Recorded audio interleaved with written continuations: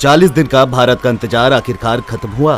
पृथ्वी से चंद्रमा तक 3.84 लाख किलोमीटर का सफर तय करने के बाद चंद्रयान 3 का लैंडर विक्रम चंद्रमा की धरती पर कामयाबी के साथ उतर गया।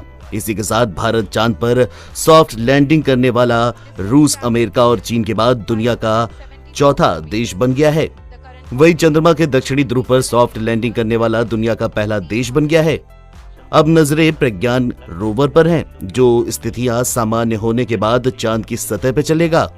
इसके एक पहिए पर इसरो का चिन्ह और दूसरे पहिए पर अशोक स्तंभ उकेरा हुआ है। जैसे ही प्रज्ञान रोवर चलना शुरू करेगा, इसरो का चिन्ह और अशोक स्तंभ चंद्रमा की सतह पर अंकित हो जाएगा। लैंडिंग के बाद चंद्रयान 3 के लिए अब अगले कुछ पड़ाव बेहद महत्वपूर्ण हैं।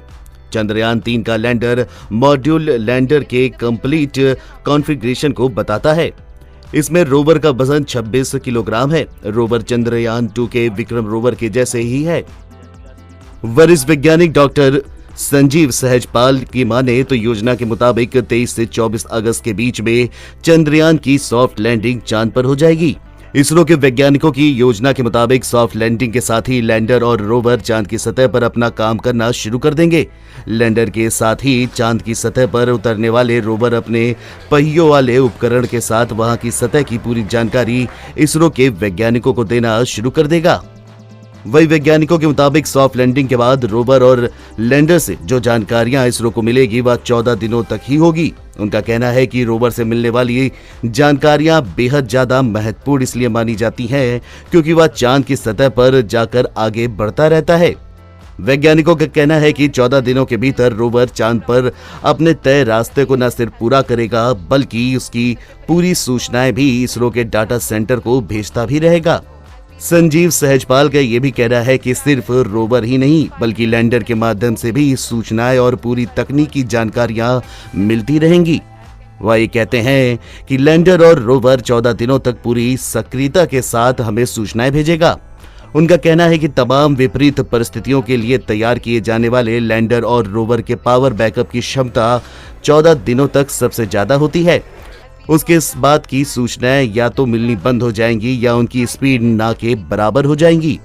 हालांकि अंतरिक्ष वैज्ञानिकों का मानना है कि 14 दिनों के भीतर मिलने वाली सूचनाएं अंतरिक्ष में चांद पर की जाने वाली तमाम संभावनाओं की सबसे महत्वपूर्ण जानकारी होगी। इसरो के अधिकारियों के मुताबिक चंद्रयान 3 मिशन चंद्रयान 2 का ही अगला चरण है, जो चंद्रमा की सतह पर उतरेगा और परीक्षण करेगा। ये चंद्रयान 2 की तरह ही दिखता है, जिसमें एक लैंडर और एक रोवर शामिल किए गए हैं। चंद्रयान 3 का फोकस चंद्रमा की सतह पर सुरक्षित लैंड करने पर रहा। मिशन की सफलता के लिए नए उपकरण बनाए गए हैं। एल्गोरिदम को बेहतर किया गया है, जिन वजहों से चंद्रयान 2 मिशन चंद्रमा की सतह पर नहीं उतर पाया था, उन पर फोकस भी किया गया था। बात अगर पिछले 2 मिशन की जाए तो चंद्रयान 1 अक्टूबर 2008 में भेजा गया था। चंद्रमा पर पानी की संभावनाओं की खोज कर ये इतिहास रच चुका है। इसी के बाद विश्व की तमाम अंतरिक्ष एजेंसियों की चंद्रमा को लेकर उत्सुकता बढ़ गई थी। चंद्रयान 2 जुलाई 2019 में लॉन्च किया गया था। ये यान आज भी चंद्रमा की 100 किलोमीटर की कक्षा में घूम रहा है।